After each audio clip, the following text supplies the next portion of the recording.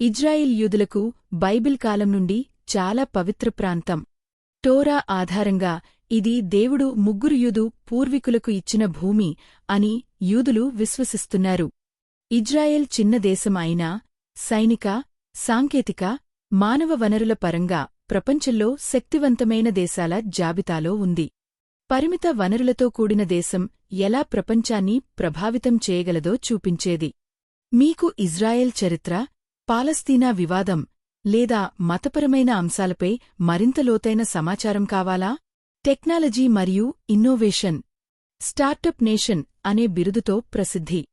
జనాభా తక్కువైనా టెక్ స్టార్టప్ల సంఖ్య అధికం. Cyber security, Chhath, defence technology రంగాల్లో ప్రపంచంలో ముందంజలో ఉంది.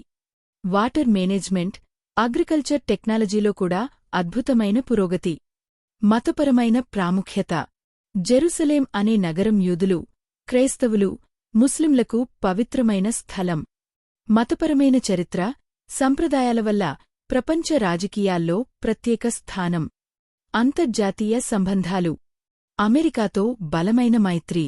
రక్షణ, ఆర్థిక సహకారం అధికంగా ఉంటుంది. అబ్రహాం ఒప్పందం ద్వారా అరబ్ దేశాలతో సంబంధాలు మెరుగుపడుతున్నాయి. విజ్ఞాన శాస్త్రం మరియు విద్య నోబెల్ బహుమతులు గెలిచిన యూదు శాస్త్రవేత్తల సంఖ్య అధికం.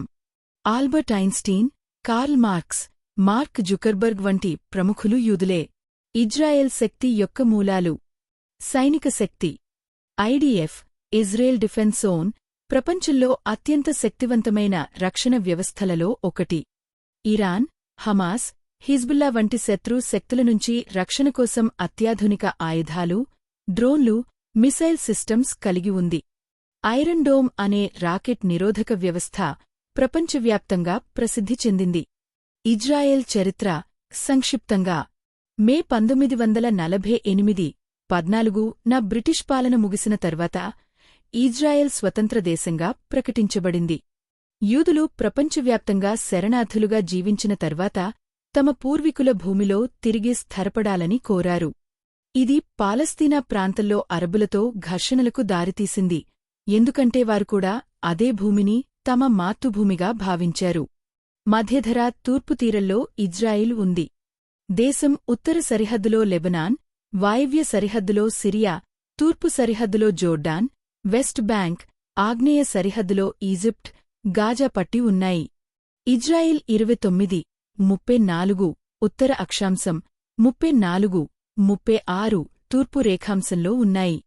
6 రోజుల యుద్ధం సమయంలో ఆక్రమించిన ప్రాంతంతో కలిసిన ఇజ్రాయిల్ వైశాల్యం 20,770 చదరపు కిలోమీటర్లు. ఇజ్రాయెల్, పాలస్తీనా వివాదం.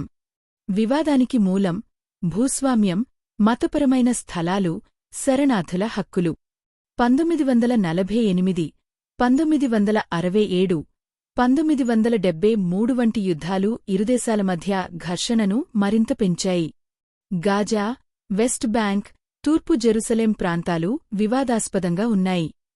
హమాస్ అనే పాలస్తీనా సంస్థ 1987లో ఏర్పడి ఇజ్రాయెల్పై దాడులు చేస్తూ వస్తోంది. మతపరమైన ప్రాముఖ్యత జెరూసలేం నగరం 3 ప్రధాన మతాలకు పవిత్రమైనది.